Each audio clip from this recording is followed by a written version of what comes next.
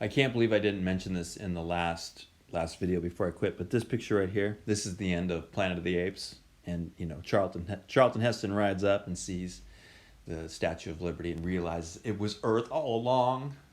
You blew it up, right? This is the end result that everyone again. It's not a The Planet of the Apes is a movie of the Cold War, which just basically says, look, this is where we're headed. The apes are taking over because we're going to blow ourselves up. That's the end result. And while it sounds weird for me to even say that, there is a sense in which that felt not like science fiction so much as just it might not be apes that take over. We're definitely going to blow ourselves up. That's the most believable part of that story. All right, so let's talk about nukes today because we haven't blown ourselves up. Congratulations to us. We've done really well so far. And in fact, that actually is a huge question. Is throughout the Cold War, it was never a question of if nuclear war was going to happen. It was always a question of when and whether it would eliminate the whole species or just eliminate most of the species. And so, it's actually fairly significant that we've made it as far as we have. I don't know that we can say we're done. We still got a long ways to go. And that's part of the conversation today is Cold War's over. So why do we still have nuclear weapons? Do we still need nuclear weapons? Are they counterproductive? So let's talk about this today. Here's some paradoxes of deterrence after the Cold War. The first one is that the mutually assured destruction, which develops in the context of a US-Soviet rivalry, still survives today. And if you remember what mutually assured destruction is, if you do anything to me, we'll blow you up completely and vice versa. So if you take one of those sides out of the conflict and you just have one side, mutually assured destruction, who's the mutual in the assured destruction? It's a very odd thing. It still survives, it's still the policy, but it's hard to really understand exactly how it works, and we just don't poke at it that much. And second thing is the end of the Cold War has actually increased the likelihood of nuclear war. And again, another weird thing, we would say, oh, the Cold War's over. Finally, we're safe. The U.S. has won. It turns out that the likelihood of nuclear war goes way up with the end of the Cold War. Because here's what you got in the Cold War. Like it or not, you know who the enemy is. You know who you are, if you've got mutually assured destruction, who the mutual is. Post-Cold War, you don't know this anymore. The whole thing sort of, again, is problematic. Mutually assured destruction requires rivals that are willing or able to hold others accountable. Yes, you still have that in the United States and Russia to an extent, but Russia is not the Soviet Union. And I guess you could say the rivalries out there are not just located there anymore.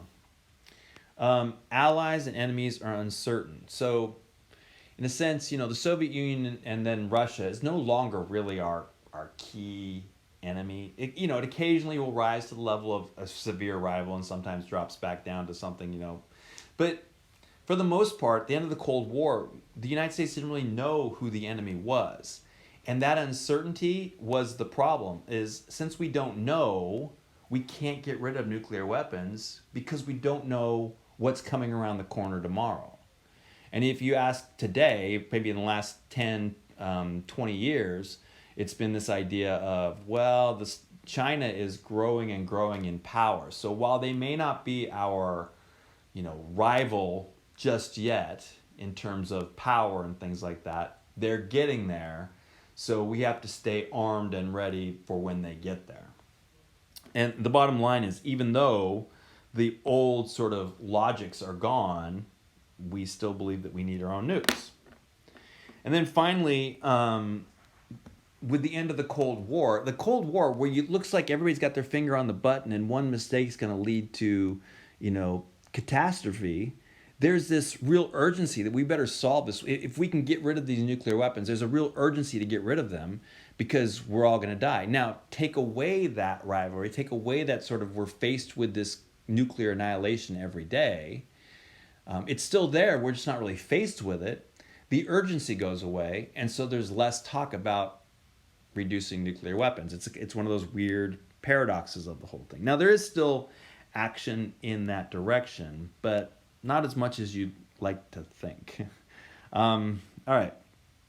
I should also point out, by the way, that even though, for example, here from here we are, 1992, 2012, there's a sense in which, yes, there is a decline, and really even at the end of the Cold War, as the Russian or the Soviets sort of lose control of some of their the United States helps them de-escalate, de-arm some of those things.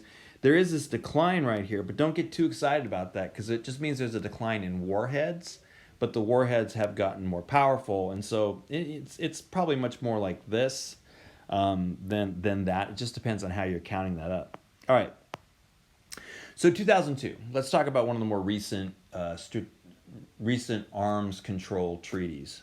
This is the Treaty of Moscow, SORT. I don't actually know what SORT stands for now that I'm looking at that out loud, but let's just say it stands for something about reducing these things. And here's what the agreement is. The agreement is to limit warheads.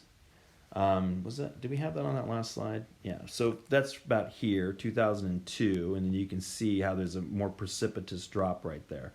The reduction in the number of warheads. And so over the next, say, 8 years, there is a definite, like both sides are trying to reduce their warheads, and that's part of that SORT treaty. So agreement to limit warheads. Now, here's a couple things the little asterisks next to it. Like you could say, awesome, we're finally moving towards this denuclearization of the world. Two asterisks. Asterisk number one, it did not limit the delivery vehicles. Meaning, when we talk about nuclear weapons, at least nuclear missiles, we talk about the warhead, which is the actual nuclear explosive device, and the missile, which is the thing that delivers it. So there's still as many there's improvements in the ability to deliver things to the right spot, speed, all that kind of stuff, trajectory. So it doesn't limit the delivery vehicles at all. We still have as many missiles, we just don't have as many warheads. Plus, then the question you're going to ask is, great, we got rid of those warheads, where did they go? Or did they get put on, are they on eBay? Where are they at? Well, they just get put on a shelf is what they get. So they get taken out of the missile and they get put on a shelf in the other room, essentially. I'm oversimplifying this, but they're put on a shelf in the other room. Now, what that means is if nuclear war breaks out, you can just go in the other room, grab that thing that warhead off the shelf, go put it back in the missile. That process will probably take 20 minutes to an hour. So it will take some time. It's not instantaneous, but it's also not exactly denuclearization where we buried the stuff at the bottom of the sea or it's sent out to space or something like that. So yes, the answer, this is one of those glass half full, glass half empties. Yes, there are fewer nuclear weapons pointed at each other now. No, give it an hour and they can be all back together again. But it's still, again, it's the liberal would say that's a step in the right direction. So there are some long-term problems with nuclear deterrence. And again, this is one of those things that we face is this idea of, okay, really Cold War was based on this idea of nuclear deterrence, but there's some long-term problems. Like, are nuclear weapons useful to the United States?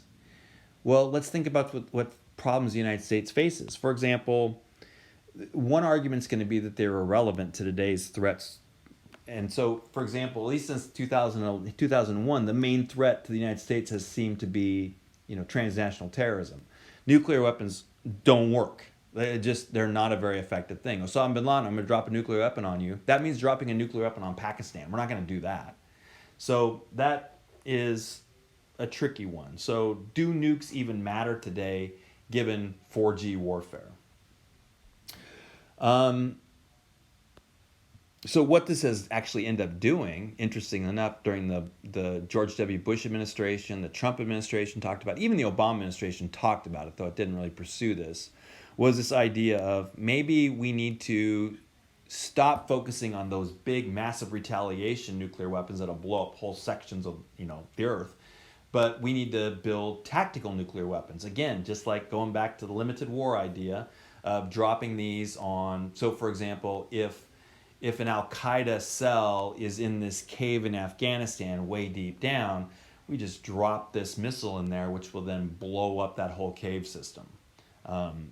And so using tactical nukes might make more sense now given 4G warfare. So this is a conversation that's been had and keeps being had at various levels. Is limited war, that thing that was suggested by Kissinger, which didn't make sense in the context of the Cold War, does it make sense now? Is it a more workable strategy today? Is that the direction we should be going? Another long-term problem with, again, are nukes useful to the United States? One of the arguments goes it limits the ability for other kinds of cooperation. If your whole sort of stance is based on don't do this or else we're going to drop a nuclear weapon on you, it makes it hard to then come along and say let's do a lot of good partnerships in terms of agriculture and good partnerships in terms of trade. It's much more adversarial relationship, which works again if the Soviet Union is like your hated enemy. But it doesn't really work when you're trying to, say, for example, bring a country like Iran into the economic structure or to help Iraq do reconstruction, things like that. It's also, again, an easy sort of thing. It's a very costly strategy, perhaps with a little payoff.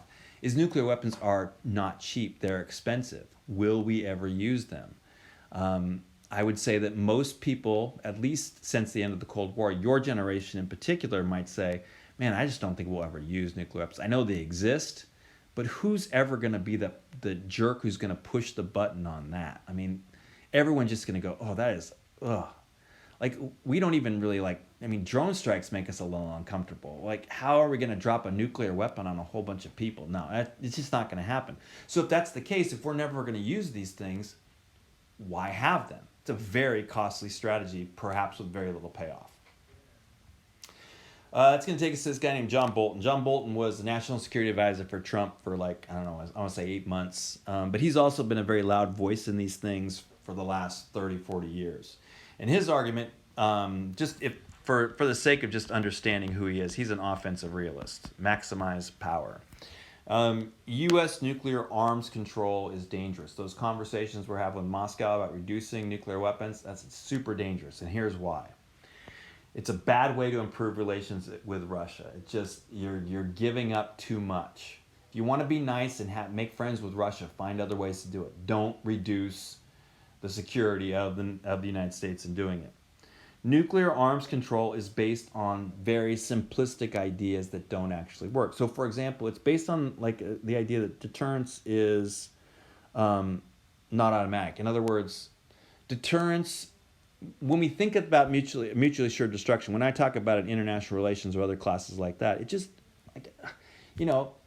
I'll blow up, if you do this, I'll blow you up. If you do this, I'll blow you up. And so neither of us will do anything. And what Bolton says it's just not that simple. That's just not how it works. It requires a lot more effort and energy than that.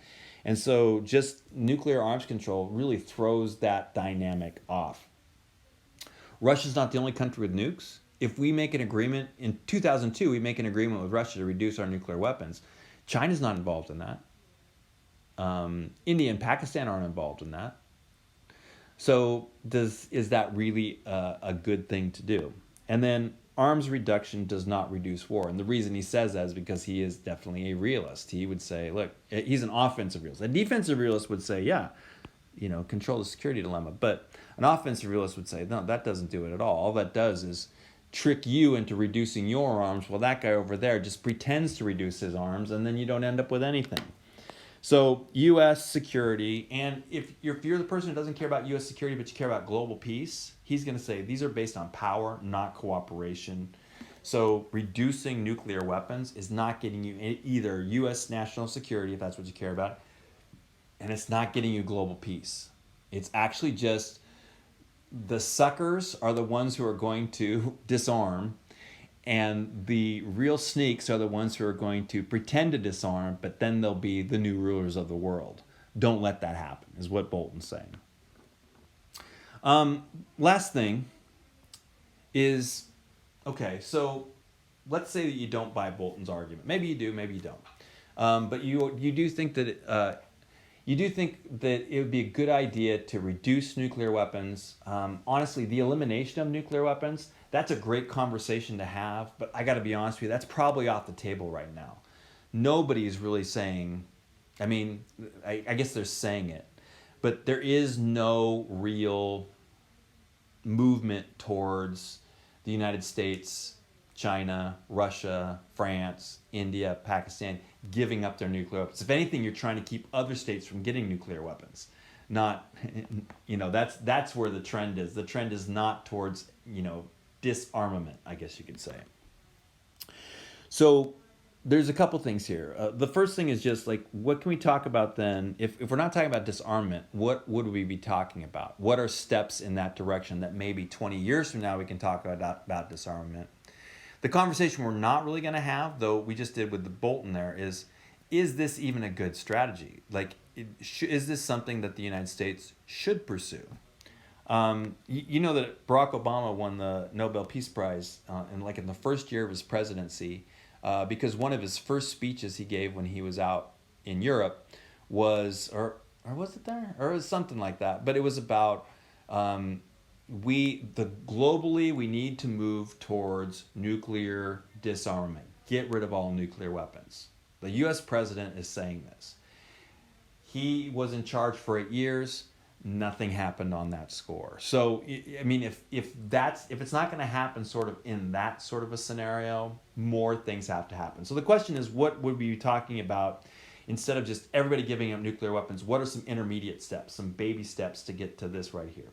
One, of course, is just, can we talk about de-alerting nuclear forces? Like right now, there are constantly people who I don't want to say they have their fingers on the button, sort of literally, but metaphorically, they have their fingers on the button, that if anything happens, the mutually assured destruction, we're ready to fire back. There are, at least throughout the Cold War, and maybe even today, though I'm not exactly sure on this, there were constantly bombers in the air with nuclear weapons so that those could strike back. There are submarines under the ocean that have nuclear weapons that no matter what happens out here, they can fire back. So is there a way that we can sort of, tone it down a bit? That's kind of what that SORT treaty was. Yeah, we're not getting rid of nuclear weapons, but we're definitely taking some warheads off the table. And while you can still use them, it's going to take you a little bit of effort to get them back together. And that may be just enough to sort of stop something from getting worse. Sort of a next step is then to reduce the nuclear forces themselves. Like, can we actually talk about reducing those nuclear weapons, or as they get decommissioned, not building new ones? A next level is, could there be some sort of cooperation where we keep nuclear weapons, but we also have this joint missile early warning system where essentially it's not just us protecting ourselves, but can we sort of monitor this on behalf of everybody? So for example, let's say the US, China, and Russia really do come to this understanding that we're not going to use nuclear weapons on each other, but we can't say that about North Korea, we can't say that about Iran.